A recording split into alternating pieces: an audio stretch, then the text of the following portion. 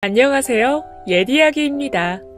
옛이야기의 사연을 여러분들에게 읽어드릴 DJ 유진입니다. 구독과 좋아요 꼭 부탁드리며 오늘의 사연 바로 시작할게요. 안녕하세요.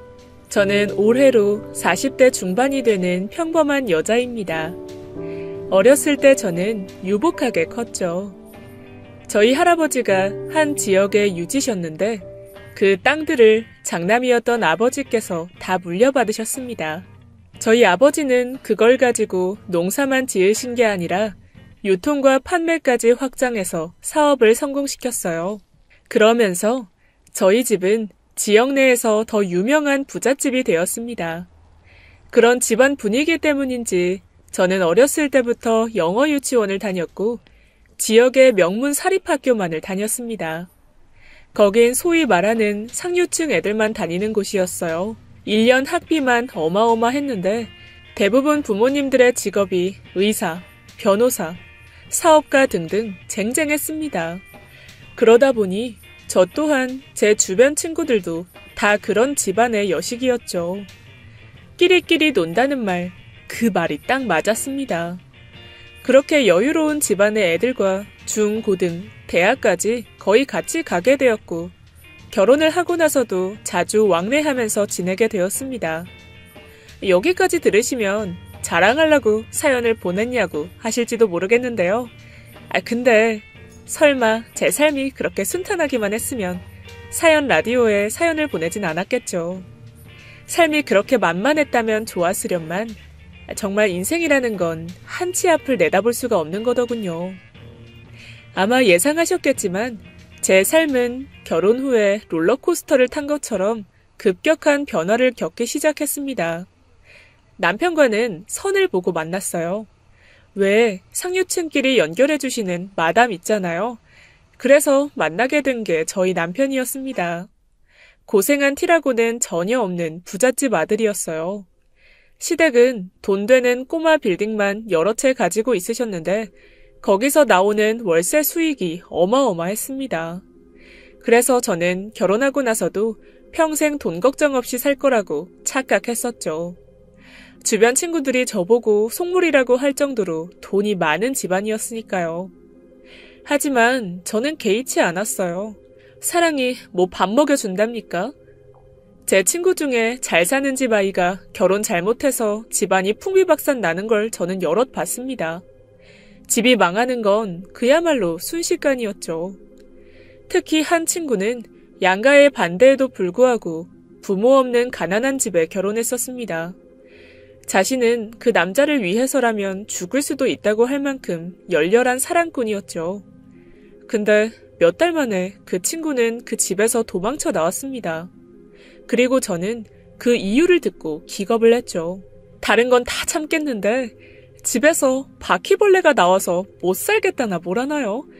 고귀한 사랑을 택해서 결혼을 했던 그 친구는 고작 그 바퀴벌레 때문에 이혼을 하고 그 집에서 도망을 쳤죠. 그때 당시 저는 사람이 사는 곳에 바퀴벌레가 나온다는 건 상상도 할 수 없었습니다. 그렇게 다른 친구들의 삶을 통해서 저는 결혼 잘못하면 고생만 하다가 이혼을 한다고 생각했어요. 그래서 30쯤이 되어갈 때쯤 저는 결혼할 상대는 무조건 경제력이 중요하다고 생각했죠. 저는 누가 시키지도 않았지만 두말할 것 없이 부모님이 소개시켜주는 분과 선을 보고 결혼을 했습니다. 결혼 초반에는 집안에 가사 도우미를 두고 살 정도로 형편이 좋았어요. 오전에는 개인 PT 선생님을 불러서 운동을 했고 낮에는 문화센터에 나가서 그림을 배웠죠. 오후에는 백화점을 다니면서 쇼핑도 했습니다. 때때로 전시회에 가서 그림을 둘러보고 돈이 될 만한 것도 구매를 했고요. 그러다 보니 결혼한 이후에도 저는 직장도 다녀본 적이 없었고 집안일에도 전혀 신경을 안 쓰고 살았죠. 그러고도 1년에 몇 번씩 해외여행을 다녀올 만큼 저는 제 삶에 만족했었습니다. 남편은 시아버지의 부동산 업을 돕고 있었어요. 그렇게 별탈 없이 인생이 흘러간다고 느껴지던 어느 날 저는 남편에게서 청천벽력 같은 고민을 듣게 되었습니다. 여보, 이제 나도 아버지 밑에서 독립할 나이가 된 것 같아. 언제까지 아버지한테 기생하고 산다는 소리를 들을 순 없잖아. 그치? 나보고 기생충이라니. 그래서 고민하다가 당신한테 지금 말하는 거야. 나 사실 해보고 싶은 게 있는데 해도 될까? 당신이 위험하다고 반대할지도 모르겠지만 지금 아니면 못 해볼 것 같아서. 젊을 때 도전을 많이 해봐야지 실패도 해보고 해야 성공도 하는 거고. 그래서 말인데 나 사업해보려고. 자금은 충분하니까 걱정 없어. 그래? 근데 무리해서 새로운 사업을 해야 할 이유는 없지 않아? 당신 지금까지도 아버지 밑에서 일 잘했고 이렇게만 지내면 수익도 좋은데 굳이 그 고생길을 왜 나서려고 그래? 사실 저는 남편의 얘기를 심드렁하게 듣고 있었습니다. 주변 사람들이 하는 얘기들은 그저 한 귀로 듣고 한 귀로 흘려보내면 그만인데 어린애처럼 칭얼대는 것 같았으니까요. 말이 좋아서 스타트업이지 그게 어디 쉽겠습니까? 게다가 남편이 그렇게 새로운 사업을 시작하게 되면 저한테까지 영향을 줄 테니까 선뜻 동의를 하기가 어렵더군요. 하지만 남편의 표정은 점점 더 진지해져 갔습니다. 사실 말이야, 어떤 분이 인터뷰를 왔더라고. 성공한 사람들 인터뷰라고 했나? 아무튼 그런 요청이 왔었어. 그래서 그 작가분과 통화를 하는데 계속 나를 아버지 덕으로 성공한 사람처럼 질문을 하는 거야. 그때 알았지. 주변 사람들은 내가 아버지의 그늘 밑에서 있으니까 성공한 거라고 생각한다는 걸 말이야. 나는 아버지 밑에서 생존하는 삶이 너무 힘들었는데 아버지 밑에 있으면 아무도 내가 노력한 건 곱게 봐주지 않는다는 걸 알았지. 사람들은 그렇게 생각할 수 있기는 하지. 말이야 바른 말이지, 안 그래? 요즘 사람들은 취업도 하기 힘들다고 난리잖아. 근데 우리는 그런 어려움은 경험해보지 못했으니까. 근데 나는 반대야. 당신이 세상 물정 모르고 지금 사업한다고 나서는 거라고. 무모하게 새로 시작한다는 건 바보 같은 짓이니까. 저는 남편이 어리광을 부리는 것처럼 느껴졌고 현실적인 조언을 해주고 싶었습니다. 저 또한 그동안 고생이라는 걸 해본 적이 없었기에 그 자리에서 흔쾌히 동의를 해줄 수는 없었어요. 하지만 남편의 표정은 그 어느 때보다 진지해 보였습니다. 아버지 밑에서 사업하는 게 편하게만 보였었는데 알게 모르게 스트레스가 컸나 보더군요. 하지만 현실은 현실이라고 저는 생각했습니다. 솔직히 남편이 성공할 수 있을까 하는 미심쩍은 것도 있었죠. 그래서 저는 남편을 옆에서 다시 한번 설득했습니다. 그런 객기는 20대 때나 쓰는 거라고 아버지하고 경쟁을 할 필요가 없다고 말이지요. 하지만 남편은 제가 말린다고 자기가 하고 싶은 걸 안 할 사람은 아니었습니다. 저는 다음 날 마음이 심란해서 친구들과 전시회에 갔어요. 중고등학교 때부터 친구였기에 그야말로 찐친들이었죠. 아버지가 의사인 친구는 남편도 의사와 만났고 아버지가 변호사인 친구는 남편도 법률학 교수를 만났어요. 그리고 아버지가 사업가인 친구는 세무사와 결혼했습니다. 다들 전문직이거나 부잣집 남편을 만나 시집을 잘 간 친구들이었어요.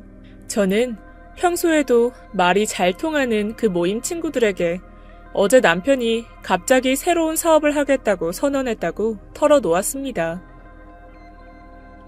야, 요즘 스타트업이 그렇게 돈이 된다더라. 우리야 집에 있으니까 잘 모르지만 세상이 그렇게 돌아간다고. 그리고 걱정할 게 뭐가 있어? 네 남편 영문대 나올 만큼 똑똑하잖아. 게다가 시댁도 빵빵한데 무슨 걱정이야. 내가 너라면 적극적으로 응원할 거야. 누가 아냐? 네 남편 진짜 사업으로 대박 날지? 오히려 지금보다 너무 잘 돼서 우리 나 몰라라 하는 거 아니야? 내 생각에도 우리가 너무 안정적으로 살아와서 그렇지 우리 나이 때 사업 시작해보는 것도 나쁘지 않을 것 같은데? 야, 뭐 어때? 실패하면 다시 시작하면 되지, 안 그래? 진짜 만약에 네가 실패한다고 해도 뭐 길거리에 나앉기나 하겠어? 저는 친구들 얘기에 고개를 끄덕거리며 공감했습니다. 제가 너무 부정적으로만 생각했던 것 같더군요. 왜 안 될 생각만 했을까요? 반대로 대박이 날지도 모르는 일인데 너무 걱정을 사서 하고 있는 것 같았습니다. 게다가 친구들 말 맞다나 부잣집 시댁이 있는데 설마 길거리에 나 앉겠습니까? 그런가? 내가 괜히 걱정하는 건가? 만약에 하다가 망해도 다시 시댁 사업하면 되겠지? 그래, 알았어. 긍정적으로 생각해야지. 고맙다, 친구들아. 역시 니들밖에 없어. 그래, 긍정적으로 생각해. 무슨 사업인진 모르겠다만 대박 칠 거야. 만약에 네가 망해도 우리가 도와줄 거니까 너무 걱정하지 말고. 설마 굶기야 하겠어? 우리 좋게 생각하자. 저는 천군만마를 얻은 것처럼 친구들의 말에 힘이 났습니다. 그리고 친구들을 만나고 온 바로 그날 남편한테도 사업을 해보라고 응원을 하게 되었죠. 제 말에 남편도 뛸 듯이 기뻐하더군요. 제가 반대를 해도 사업을 했을 테지만 제가 응원을 해준다고 하니 감동을 받았다나 뭐라나요. 암튼 그렇게 저희 남편의 사업 준비는 착착 진행되었습니다. 초반에는 매일 밤을 샐 정도로 열정적이어서 저도 보기가 좋더군요. 이러다 우리 재벌되는 거 아닌가 싶어서 저절로 콧노래까지 나왔습니다. 하지만 얼마 가지 않아 분위기는 반전이 되었습니다. 제가 꿈꾸던 장밋빛 미래와는 다르게 흘러가더군요. 남편은 첫 번째 도전했던 스타트업에서 실패를 하고 말았어요. 무슨 사업을 했길래 그렇게 초고속으로 망할 수 있는지 궁금하시죠? 그게 말이죠. 저도 궁금할 지경입니다. 남편은 일단 친구가 추천하는 벤처기업에 투자를 한 것 같더군요. 저한테 말도 안 하고 우리 재산의 절반을 거기서 까먹고 말았습니다. 초기 투자 비용이 너무 컸죠.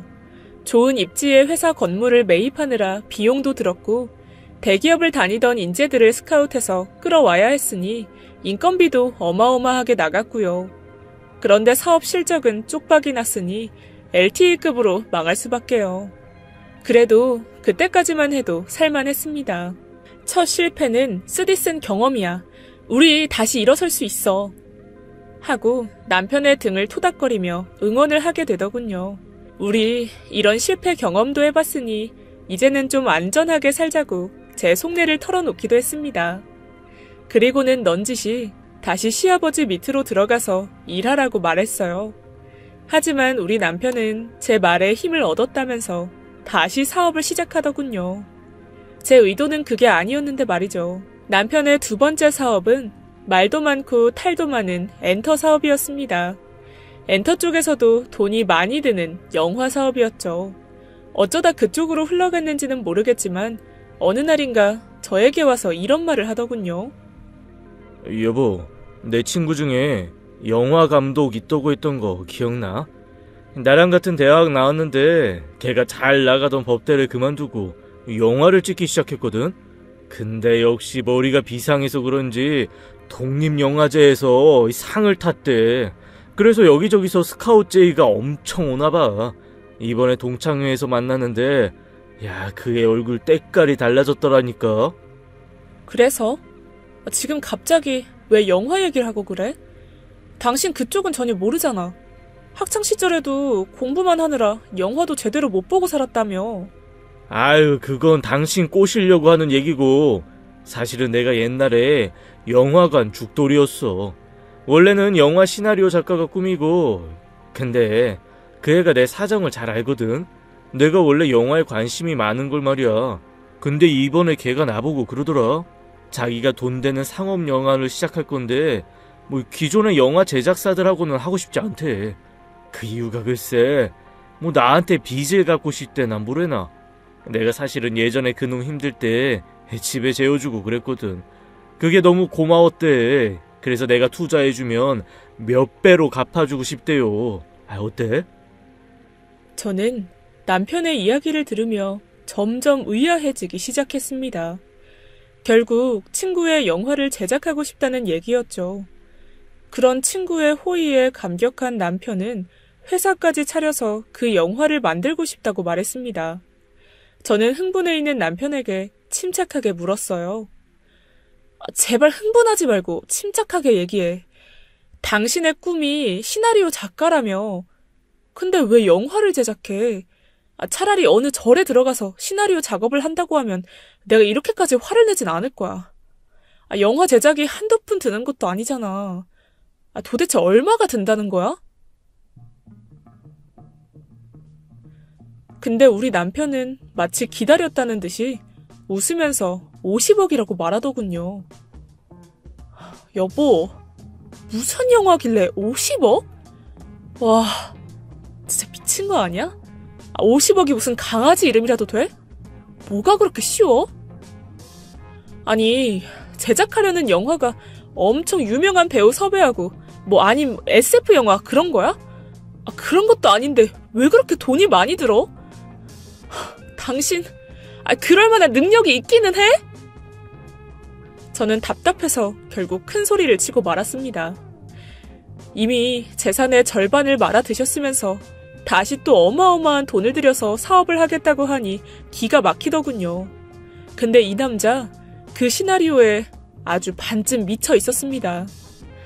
제본해온 시나리오가 너덜너덜해져 있을 정도로 읽었다고 하더군요. 이건 꼭 성공시킬 자신이 있다고 했습니다. 소재도 매력적이고 요즘 트렌드에 맞다나 뭐라나요. 이미 감독과 구두로 계약을 한 상태라고 했을 때에는 저는 제 귀를 의심해야 했습니다.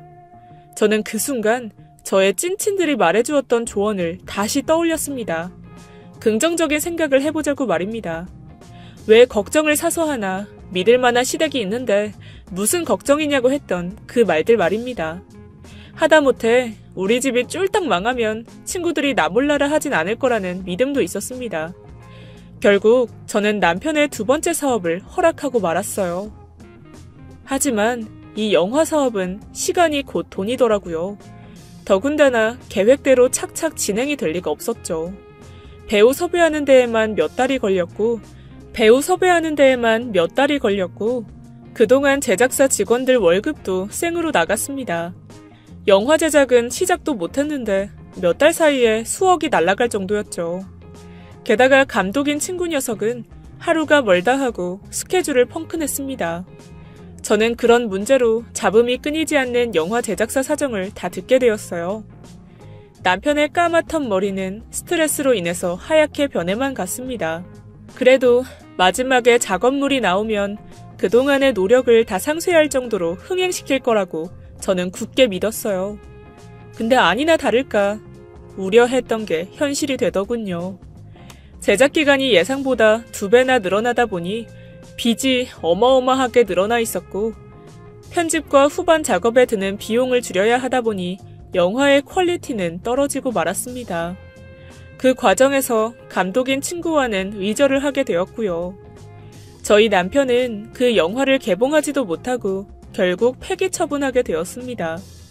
왜냐면 개봉하면 홍보비가 또 어마어마하게 드니까요. 그때 남편은 처음으로 시댁의 도움을 받아서 그 사업을 접었습니다. 직원들 밀린 월급이며 영화 상영을 못해서 줘야 할 위약금들까지도 다 떠안게 됐죠. 그때 남편은 시아버지한테 크게 혼이 났습니다. 그야말로 극대노하셨다고 하시더군요. 시아버지도 그때쯤 가지고 있는 건물들의 부동산 시세가 떨어지고 있었기에 사업이 주춤주춤하고 있을 때였습니다. 그러니 이래저래 힘든 시기를 지내야 했죠. 저희는 가사 도우미를 쓰지 못하게 됐고 평수를 줄여서 이사를 가게 되었습니다. 그때 뭔가 알 수 없이 절망적이더군요. 처음부터 50평대 아파트에서 살지 않았더라면 몰랐을 테지만 오래된 24평대 아파트로 가려니 너무 갑갑하게 느껴졌으니까요. 내가 왜 이런 허름한 아파트에서 살아야 하는지 매일 밤마다 눈물이 나더군요. 하지만 시아버지는 저희 보고 그것도 감지덕지 하라고 하셨습니다. 남편 때문에 손해가 이만저만이 아니라면서요.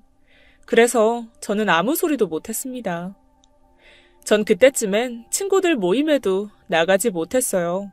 제 처지가 친구들과 달라지고 있었고 제가 가면 분위기가 갑자기 우울해지는 느낌이 들었으니까요. 남편 사업이 망해가는데 희희낙락하면서 미술관이나 다닐 수도 없었죠. 그렇다고 어디 가서 일을 할 수도 없더군요. 이래저래 제 자존심만 상해갔습니다. 그래도 저는 그때까지만 해도 남편에게 희망을 걸고 있었어요. 다시 시아버지 밑으로 가서 착실하게 일하면 된다고 말이죠. 하지만 이상하게 남편은 제 기대와는 달리 사업으로 다시 성공해보겠다는 열망만 커져갔습니다. 머리 숙이고 아버지 밑으로 들어가기는커녕 실패했던 걸 만회해야 한다는 오기만 커져갔고 돈이 안 되는 사업에만 중독이 되어갔죠. 네, 그렇게 남편은 그 이후로도 3번째, 4번째 사업에 실패했습니다. 나중에 생각해보면 첫 번째 사업과 2번째 사업은 그나마 양호한 수준으로 망한 거더라고요. 그 이후 저희는 그야말로 길거리에 나앉게 될 정도로 손해를 보게 되었으니까요. 그리고 5번째 사업. 아마도 제 생각으로는 이때의 실패가 타격이 제일 컸습니다. 어디서 들었는지 바이오 사업을 하자고 하더라고요. 마지막이라는 비상한 각오로 말이죠. 그래서 그런지 처음에는 정말 말할 수 없을 정도로 쑥쑥 성장을 하기도 했습니다. 그동안 은행에서 진 빚을 다 갚을 정도로 순수익이 났고 기업은 커져갔으니 저희는 더 큰 욕심을 부리고 말았죠. 그래서 가만히 있던 저희 친정 부모님까지도 재산을 저희 회사에 투자하게 되었어요. 제가 살면서 제일 후회했던 게 바로 이 부분입니다. 친정 부모님 돈은 건들지 말았어야 했는데 말이죠. 결국 저희의 무리한 사업 확장으로 바이오 사업도 대출 빚만 남기고 접게 되었습니다. 그때 친정과 시댁에서 끌어온 돈까지 다 날리고 말았으니 정말 거짓말 안 붙이고 어디 가서 콱 죽고 싶더군요. 그렇게 하루하루를 우울하게 지내던 어느 날 밤 저희에게 또 절망적인 전화가 걸려왔습니다. 여보세요? 어디세요? 네? 응급실이요? 우리 아빠가 교통사고가 났다고요? 잘못 연락하시는 거 아니에요? 아니, 저희 아빠가 왜 이 새벽에 운전을... 보호자 맞으시죠? 대리운전 하시다가 지금 사고가 나셨는데 자세한 건 오셔서 들으시고요. 수술이 급하시니까 얼른 오셔서 사인해 주시면 됩니다. 저는 그 전화를 끊고 남편을 깨워서 허둥지둥 옷을 챙겨 입었습니다. 아빠가 응급실에 있다는 것도 믿기지가 않는데 대리운전을 했다니요. 저희 아빠가 왜... 병원으로 가는데도 눈물이 막 나더군요. 한 번도 막노동 같은 걸 해본 적도 없는 아빠였는데 뭔가 이상했습니다. 근데 아니나 다를까 저는 병원에 도착해서 본 엄마에게 기가 막힌 얘기를 듣고 그 자리에 주저앉게 되었습니다. 아휴, 내가 그렇게 말렸는데도 니들 도움 안 받고 싶다고 대리운전 하러 다녔잖니. 근데 김서방이 너한테 말 안 했어? 글쎄 말이야. 그 바이오인지 뭔지 사업할 때 돈을 여러 번 꺼갔다더라. 아니 연금까지 다 꺼줬대서 내가 얼마나 화를 냈는지 몰라. 아니 애들 인생은 애들이 알아서 하는 거지. 우리 노후 자금까지 빌려줬으니. 정말? 아니 그렇게까지 돈을 꺼줬어? 무리하게? 난 그런 줄도 모르고. 이거 어떡해? 그때 저희 남편도 제 옆에 있었습니다. 친정엄마 얘기를 듣더니 아무 소리도 없이 눈물을 흘리고 있더군요. 저희한테 있는 돈 없는 돈 다 빌려주다 보니 생계가 빠듯해졌고 생활비라도 보태주려고 대리운전을 시작한 친정아빠가 사고를 당했으니 이게 다 본인 잘못이라고 생각하고 있었습니다. 저도 덩달아서 눈물이 나왔습니다. 남편이 너무 밉더군요. 아니, 당신은 사업을 하는 게 아니라 사업을 말아먹으려고 작정을 하고 하는 거야? 도대체 이렇게 망해버리면 어떡할 거야? 다 책임져. 우리 아빠 죽으면 나 절대 가만히 안 둘 거야. 알았어? 저는 결국 남편의 어깨를 붙잡고 때렸습니다. 속이 답답해서 미칠 것 같았거든요.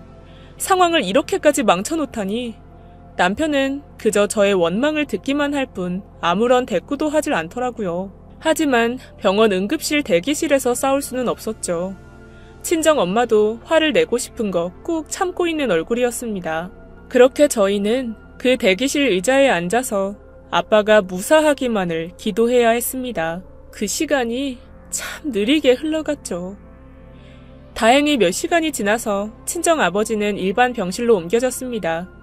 나이가 많아서 좀 더 지켜봐야 하긴 했지만 불행 중 다행이었죠. 저희는 안도의 숨을 쉬면서 아빠 병실을 지켰습니다. 남편도 충혈된 눈으로 병실을 떠나지 않고 있었어요. 그런데 그런 휴식도 잠시, 얼마 안 가 저희는 여러 보험사 측으로부터 전화를 받았습니다. 대리운전 사고를 낸 저희가 물어야 할 빚이 3천만 원이나 된다는 걸 깨닫게 되었죠. 아빠가 운전한 차량과 상대방 차량에 대한 보상을 전부 해줘야 되는 상황이었던 것이었어요. 거기다 입원비와 병원비까지 내야 했습니다. 저는 그때처럼 제 자신이 한심하게 느껴질 때가 없었어요. 부모님 병원비조차 조달을 해줄 수 없는 딸이라니 눈앞이 막막하더라고요. 근데 그때 제가 떠오른 사람은 뭐니 해도 저희 찐친들이었어요. 사실 그동안 남편이 사업한다고 여기저기 돈을 꾸러다닐 때에도 저는 친구들한테 도움을 요청한 적은 없었어요. 그건 제 자존심 같은 거기도 했거든요. 그 정도로 사업이 안 되면 접어야 한다고 생각했으니까요. 하지만 이 경우는 달랐습니다.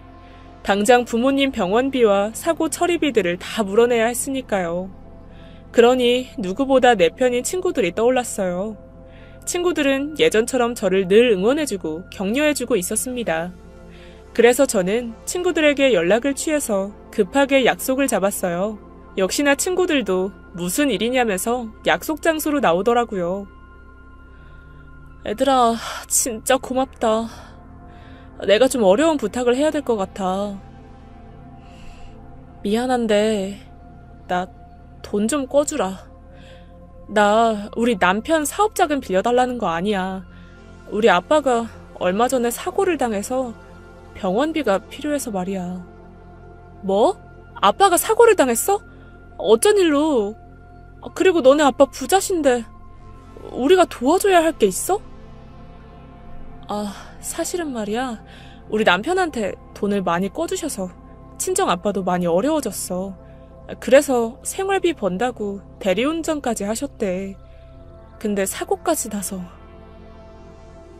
제가 여기까지 얘기했을 때 친구들은 안타까운 표정을 짓고 있었습니다. 속으로 창피하기는 했지만 그래도 이만한 친구들이 있으니까 다행이라는 생각이 들더군요. 당장 돈을 빌릴 수 있을 것 같아서 안심도 됐고요.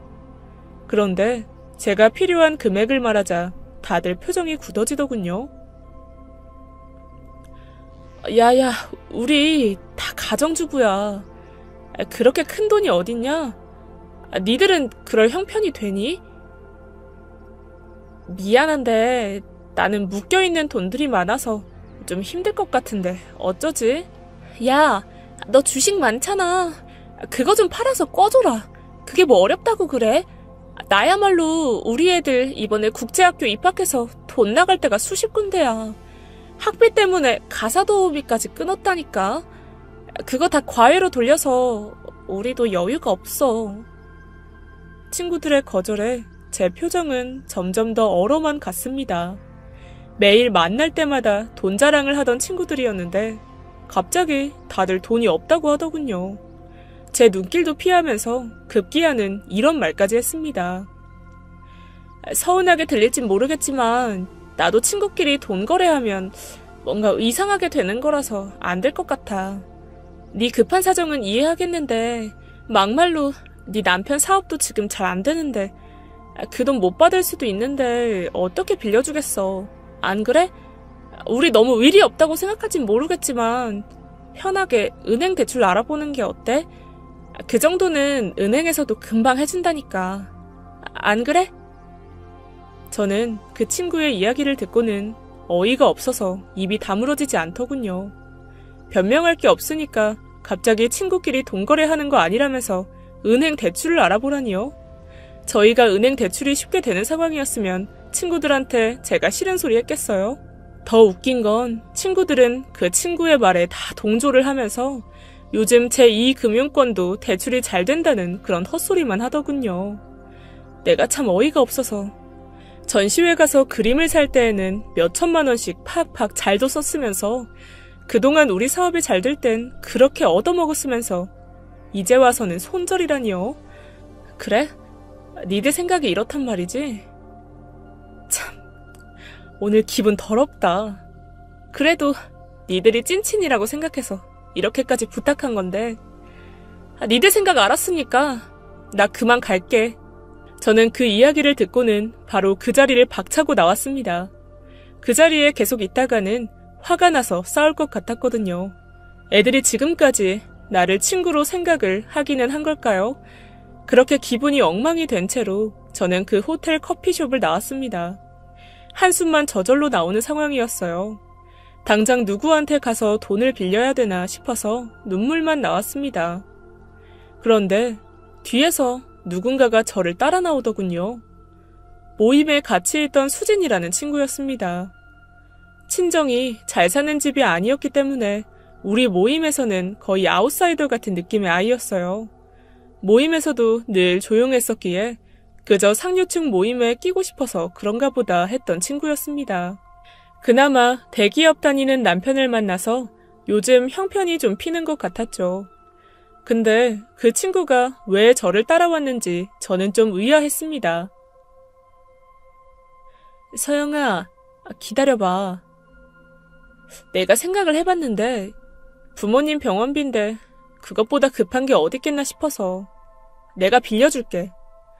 이거 친정엄마가 나 시집 올 때 비상금 하라고 주신 거야. 이 정도는 항상 현금으로 가지고 있어야 마음이 편할 거라고 말이야. 수진이는 저보고 계좌번호를 말해달라고 하면서 적극적으로 나오더군요. 이보다 더 급한 게 어딨겠냐고 저를 위로해주는 모습도 참 고마웠습니다. 사실 그동안 모임에서 외톨이다시피 했던 수진이가 저한테 이런 호의를 가지고 있을지는 몰랐어요. 그림을 보러 가서는 그림을 사지도 않았고 애들 학원 같은 걸 공유할 때도 늘 뜨뜻미지근했던 터라 저희끼리도 수진이와는 알게 모르게 거리감이 있었죠. 그런데 아니나 다를까 저에게 선뜻 돈을 빌려주더라고요. 저는 수진이의 그 말을 들으니 너무나 고맙고 미안해서 눈물이 왈칵 쏟아지고 말았습니다.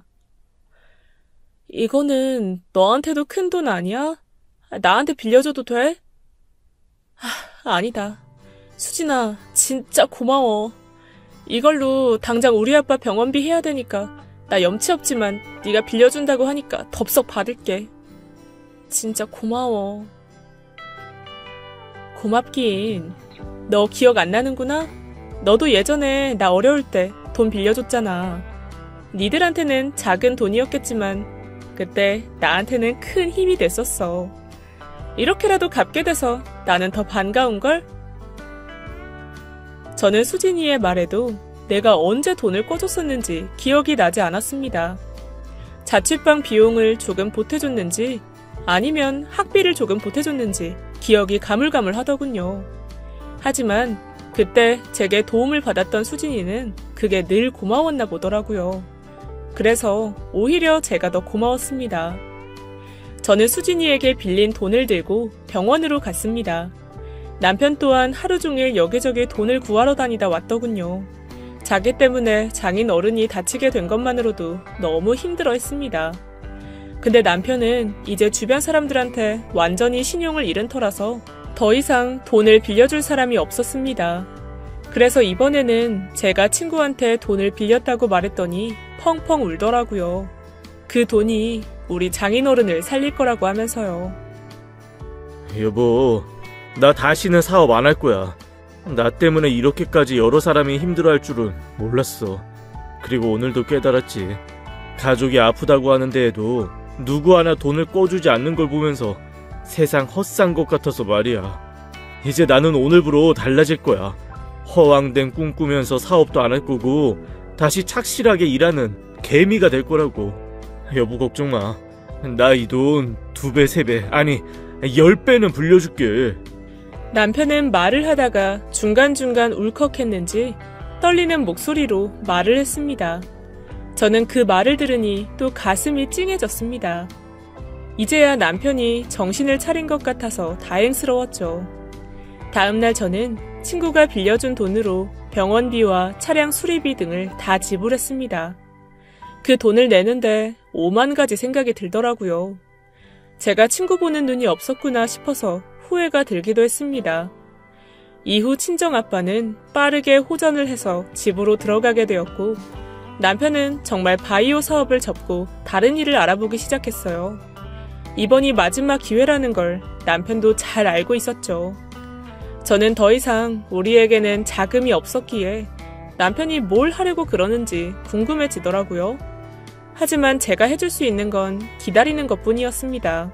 그리고 얼마 안 가서 남편의 새로운 사업이 무엇인지 저는 알게 되었어요. 그건 바로 사업 컨설팅이었습니다. 저는 그걸 듣고 웃음을 참지 못했어요. 아니, 당신처럼 사업을 다 말아먹은 사람이 어떻게 사업 컨설팅을 한다는 거야? 아, 진짜 말이야 바른 말이잖아. 아니, 누가 당신을 써주기나 하겠어? 그러니까 내 말이 딱 그거야. 내가 사업 망하는 방법을 잘 알잖아. 그 말인즉 내가 했던 것과 다르게 하면 사업에 성공한다는 소리거든. 안 그래? 저는 남편의 말에 실소를 터뜨렸습니다. 아무리 그래도 그렇지 성공했다는 걸 보여줘야지 않을까요? 나는 그동안 내가 열심히 사업했다고 생각했는데 아니었던 것 같아. 어릴 때부터 워낙 부잣집에서 커서 그런지 돈에 대한 무서움도 없었고, 사업을 하려는 사람들 중에는 나 같은 사람들이 많을 거니까 그런 분들에게 뼈 때리는 조언을 해주고 싶어. 저는 처음에는 남편의 말에 긴가민가 했습니다. 이게 다 무슨 말장난인가 싶었죠. 하지만 들으면 들을수록 묘하게 설득이 되더군요. 이제는 하다 못해서 자신의 실패담을 남들에게 팔아먹겠다는 생각이었습니다. 그러니 웃기기도 하고 슬프기도 했죠. 이제 우리는 막다른 골목에 다다른 상태였으니 남편은 그 어느 때보다 결연한 의지를 보여주더라고요. 게다가 컨설팅 사업의 최대 장점은 초기 자본이 들지 않는다는 것이었기에 저는 일단은 해보라고 동의를 해주었습니다. 남편은 얼마 안 가서 명함 하나만 들고 다니면서 영업을 다니기 시작했어요. 그리곤 본인이 강의를 하고 컨설팅을 하러 다니더라고요. 컴퓨터 한 대만 있으면 된다면서 사무실도 따로 빌리지 않았습니다. 초라한 출발이었죠. 그러나 한편으로는 여러 가지 비용과 직원 월급이 나가지 않아서 좋더라고요. 그렇게 남편은 혼자서 고군분투하면서 자신의 실패 노하우를 업체들 사장님들에게 전수해 나갔고, 실전에서 망했던 사장님이 직접 강의를 해주는 덕분인지 의외로 인기가 점점 높아져만 갔습니다. 공공기관에서 추진하는 중소기업 관련 강의에도 나가게 됐고, 여기저기 지역방송에 나가기도 했죠. 남편 또한 5번이나 사업에 실패하고 깨달은 걸 사람들에게 전파해가면서 점점 잃어버렸던 자신감도 되찾는 것 같았어요. 그리곤 자신의 강의와 컨설팅으로 인해서 변해가는 동네 사장님들을 보면서 이 일이 자신의 천직이라는 것 또한 깨닫고 있었죠. 이 과정에서도 수진이는 저희에게 뜻밖의 큰 도움을 주었어요. 남편이 일하는 대기업에서 중소기업들을 대상으로 강의를 하는데 거기에 우리 남편을 기용해 주었던 거죠. 덕분에 남편의 컨설팅은 유명세가 더 높아졌어요. 그때 저는 한 번 더 수진이와의 진정한 우정을 깨달았죠. 다른 친구들은 내가 어떻게 사는지 연락도 없었는데 수진이는 우리 남편이 기업 컨설팅을 한다고 지나가는 말로 한 것을 듣고는 금방 연결을 해주었으니까요. 그러니 제가 이 수진이가 얼마나 고맙겠습니까? 이후 한 2년 동안 남편은 밀려드는 강의 요청과 컨설팅 요청으로 눈코 뜰 새 없이 지내더군요. 저 또한 그런 모습을 한동안은 걱정하면서 지켜봤는데 나중에는 남편을 믿게 되면서 마음을 한시름 놓게 되었어요. 남편은 그렇게 컨설팅 업체로 주목을 받게 되었죠. 그러다 보니 남편에게는 의외의 수입이 생겨나기 시작했습니다. 그건 바로 각종 기업의 정보를 터득하게 되면서 생긴 투자 정보였죠. 그러니까 남편은 소규모 기업들의 컨설팅을 하며 알찬 기업과 속빈 강정 같은 기업을 골라낼 수 있었어요. 그걸 바탕으로 그동안 빚을 많이 져왔던 친정과 시댁 가족들은 주식 투자를 하였죠. 남편이 준 정보는 그야말로 금쪽 같은 정보였어요. 오랜 기간 동안 컨설팅 사업을 하며 생긴 좋은 기업 찾기 노하우들이었죠. 남편을 믿고 투자하신 시댁과 친정 부모님은 재산을 불려나가기 시작했어요. 그게 그동안 진 빚을 갚아나가는 일이라고 생각했었기 때문에 저희는 그 어떤 대가를 바라지도 않았어요. 그저 늙으신 부모님들이 편안한 노후를 보내시기만을 바랬습니다. 근데 이게 주식이라는 게 또 무서운 거더라고요. 오르기 시작하면 2배, 3배가 오르는 게 아니라 10배, 20배씩 올랐으니까요. 연세 드신 저희 친정아버지가 그걸 보면서 무서워서 중간에 빼버릴 정도였습니다. 이렇게까지 가격이 오를 수 있냐고요. 그래서 수익이 어마어마했죠. 어찌됐든 그만큼 저희 남편의 알짜 기업 찾기 노하우는 믿을 만한 것이었고 가족들 외에는 그런 정보를 나눠주지 않는 우리만의 비밀이 되고 있었죠. 그런데 역시나 완전한 비밀은 없는가 보더군요. 은밀하게 저희에게 다가와서 고급 정보를 요구하는 사람들이 생겨났습니다. 그리고 그런 무리 중에는 제가 예상치 못한 인간들도 있었죠. 제가 제일 화가 났던 게 이 부분이었습니다. 친정 아버지가 아파서 병원에 있을 때 내 부탁을 매몰차게 거절했었던 제 친구들 말입니다. 의사 남편, 변호사 남편, 사업가 남편을 두고도 친정 아버지 병원비조차 빌려주지 않았던 그 친구들. 근데 이 못된 친구들이 저한테 말하는 게 더 가관이었습니다. 그때는 우리가 미안했어. 아버지가 그렇게까지 아픈 줄 전혀 몰랐다니까. 우리는 그 정도 금액이야 바로 빌려줄 수 있는 거 너도 잘 알잖아. 아니 행여나 그 돈으로 다시 남편이 사업한다고 할까봐 우리가 오히려 안 빌려준 거야. 우리 마음 알지? 아 그래? 니들이 그렇게까지 속이 깊은 줄은 몰랐네. 근데 오늘은 왜 나오라고 한 거야? 난 그때 이후로 니들 얼굴도 보기 싫었는데. 너 그때 진짜 삐졌었구나? 에이, 마음 풀어라. 우리가 어릴 때부터 얼마나 친했던 사이인데 그 정도 가지고 아직도 뚱해 있어. 근데 말이야, 우리가 오히려 요즘 너한테 서운해. 넌 어쩜 찐친인 우리한테는 말 한마디 안 해줄 수가 있어? 어차피 너희는 투자도 못한다면서. 무슨 말인데? 투자라니? 아, 설마 우리 남편이 주는 정보들 말하는 거야? 그건 어디서 들었어? 근데 친구들끼리 돈 거래하는 거 아니라면서. 니들이 그때 그랬잖아. 정색하면서. 아휴, 이건 돈 거래가 아니잖아. 정보 거래지. 안 그래? 우리 남편 요즘 병원 확정해 나가려고 하는데 돈이 있어야지. 네가 정보 좀 주면 안 될까? 수익 나면 반띵 해줄게. 진심이야. 저는 친구들의 말을 들으면 들을수록 한숨이 새어나왔습니다. 병원비 빌려달라고 할 때는 돈 거래하는 거 아니라면서 딱 잘라 말하더니 이제 와서는 저한테 입에 바른 소리를 해대고 있으니 말입니다. 저는 기가 막혀서 그냥 대꾸도 하지 않고 듣고만 있었습니다. 그랬더니 이 친구들은 저를 더 압박해오기 시작했어요. 알았다.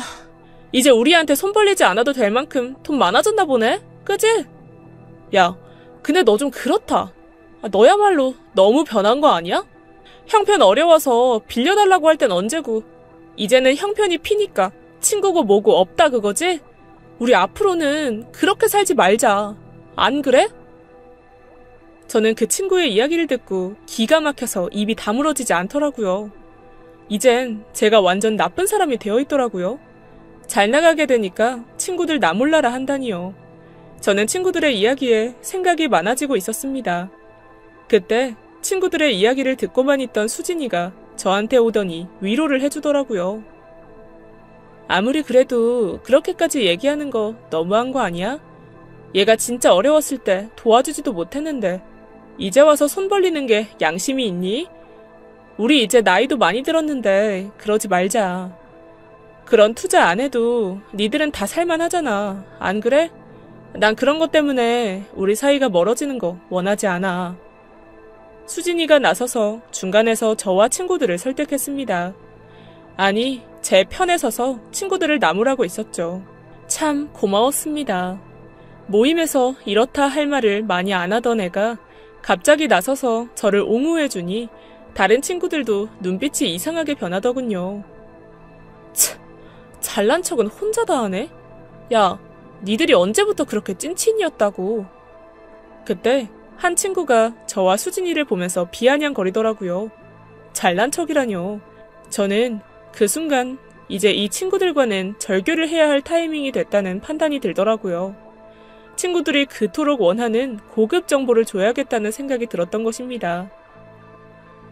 알았어. 내 생각이 짧았나 봐. 오늘 저녁에 들어가서 남편한테 고급 정보 좀 얻어올게. 근데 한 가지는 명심해. 이거 절대 다른 사람한테 말하면 안 된다. 그리고 난 투자라고 말한 적 없어. 최종 판단은 니들이 하는 거야. 알지? 그리고 투자 정보 받고 나서 내가 먼저 연락할 때까지는 연락하면 안 돼. 알았지? 진짜? 야, 당연하지. 우리가 누구냐? 너의 찐친들 아니겠어? 그리고 당연히 최종 판단은 본인이 하는 거지. 그건 투자의 기본 아니겠어? 그지? 우리는 총알만 잘 준비해놓고 있어야겠다. 친구야, 너무 고마워. 그렇게 모임은 끝이 났습니다. 고급 정보를 주겠다고 말을 하고 돌아섰는데 저도 모르게 저절로 입가에 미소가 번졌죠. 이제는 내가 받았던 그 수모를 친구들에게 돌려줄 차례였습니다. 저는 집에 들어가서 남편에게 말했습니다. 여보, 요즘 망하기 좋은 회사 있지? 어떤 회사가 그래? 겉으로 보기에는 멀쩡해 보이는데 속으로는 여러 가지 악재가 있달까? 그런 정보 몇 개만 좀 흘려줘라. 내가 좀 쓸 데가 있어서 그래. 그리고 시아버지가 투자하는 회사도 알려줘. 왜 우리 친정아버지 아팠을 때 돈 빌려준 친구 있잖아. 좋은 정보 좀 주려고. 우리 그때 받은 도움을 2배, 3배는 갚아주기로 다짐했잖아. 기억나지? 그럼 당연하지. 그분한테는 정보 줘도 아깝지 않아. 근데 그거야 그렇고 안 좋은 정보도 달라는 말은 뭐야? 진짜 썩은 기업이 몇 개 있긴 한데 이 주식 상장 폐지될까봐 조마조마한 데가 있어. 정말? 그런데 좋다. 자세한 건 묻지 말고 주식 상장 폐지될 만한 곳으로 정보 좀 알려줘. 알았지? 저는 그렇게 남편이 준 고급 정보들을 친구들에게 배분해 주었어요. 수진이에게는 우리 시아버지가 투자하고 있는 곳과 동일한 곳으로 보내줬고 나머지 친구들에게는 주식 상장이 폐지될 정도로 악재가 넘치는 회사들을 보냈죠. 그리고 장문의 문자도 동일하게 보냈습니다. 이 문자를 받은 즉시 확인하고 폐기하라고요. 그리고 다시 한번 강조하지만 최종 선택의 책임은 본인들에게 있다는 거라고요. 그렇게 보내고 나서 저는 그들과 연락을 끊었습니다. 소문으로 듣자 하니 친구들이 몇 억씩 돈을 꾸러다녔다고 하더라고요. 집이며 건물을 담보로 대출을 받기도 하고요. 저는 그런 모습을 보고 알 수 없이 환호성이 나왔습니다. 드디어 그들에게 본때를 보여줄 수가 있었으니까요. 그렇게 몇 달이 지났을 때 저는 조용히 수진이한테만 전화를 걸었습니다. 잘 되고 있는지, 혹시 행여나 수진이가 피해를 당하면 어쩌나 걱정이 됐기 때문이죠. 수진아, 잘 지냈지? 그때 내가 너한테 꼭 투자하라고 했던 거 지금 어떻게 됐어? 내가 보기엔 상황이 좀 괜찮은 것 같긴 하던데 어때? 나 말이야, 사실은 요즘 그것 때문에 잠을 못 자고 있어. 친구야, 나 진짜 어쩌면 좋니? 이게 말이야, 글쎄. 저는 수진이의 이야기를 듣고 심장이 덜컥 내려앉았습니다. 내가 준 기업에 투자를 안 했나 싶어서 실망스럽기도 했고, 아니면 내가 혹시 정보를 다른 친구에게 보낼 걸 잘못 보낸 건 아닐까 싶기도 했죠. 그런데 역시나 수진이는 현명하고 지혜로운 아이였어요. 그래서 투자를 못했어? 너한테는 내가 진짜 고급 정보 준 건데. 당연히 나도 투자했지. 근데 그게 문제가 아니라 너무 올라서 겁이 나서 그래. 7,000원짜리를 샀는데 이게 13만 원이 된 게 이게 실화가 맞나 싶어서 막 겁이 나서 말이야. 남편하고 매일 이걸 해지해야 되나 말아야 되나 고민한다니까. 뭐? 난 또 무슨 소리라고. 20배는 올랐다는 거네? 나도 그 정도인 줄은 몰랐는데 진짜 잘됐다. 나 이제야 너한테 진 빚을 갚는 것 같아서 기분이 좋네. 그 돈들이 그때 너가 나한테 빌려줬던 3천만 원의 이자라고 생각해줘. 알았지? 그리고 절대 다른 사람한테 말하지 말고 몇 달만 지나고 나서 팔면 돼. 알았지? 아휴, 고마워. 안 그래도 너한테 물어보고 싶은 게 있기는 했어. 그때 다른 친구들한테는 대체 어떤 정보를 준 거야? 유미랑 승희는 자기들이 산 주식 상장 폐지됐다던데? 걔네 지금 쫄딱 망했더라고. 근데 너가 절대 말하지 말라고 해서 어디 가서 말도 못하고 있다던데? 저는 수진이의 말을 듣고 깜짝 놀란 연기를 해야 했습니다. 정말? 어떡하지? 그것도 다 지들 운인 걸 어쩌겠어. 안 그래? 가난해도 마음씨 착한 흥부한테는 제비도 박씨를 물어다 주잖아. 근데 반대로 평소에 마음 심보를 잘못 쓴 사람은 자연스럽게 망하는 게 인지상정인 거야. 그러니까 너무 걱정하지 마. 내 말의 의미를 수진이는 잘 모르는 것 같더군요. 자기가 무슨 착한 일을 한 게 없다면서 겸손하게까지 한 친구였습니다. 이후 저는 다른 친구들과는 자연스럽게 연락을 하지 않고 지내고 있었어요. 수진이와는 이후 가족끼리 완전 친해져서 때마다 같이 여행을 다닐 정도가 됐죠. 이런 친구를 그동안 몰라보고 지냈던 제가 바보였습니다. 지금은 뒤늦게라도 진정한 친구를 찾게 된 것 같아서 다행이라고 생각하면서 잘 지내고 있죠. 역시 친구는 어려울 때 진가를 알 수 있는 거더라고요. 이 사연을 들으시는 분들도 친구를 잘 가려서 만드시기를 바라면서 사연을 마치겠습니다. 지금까지 예디야기였습니다. 끝까지 함께 해주신 여러분 진심으로 감사드리며 저는 내일 이 시간 다시 돌아올게요. 감사합니다.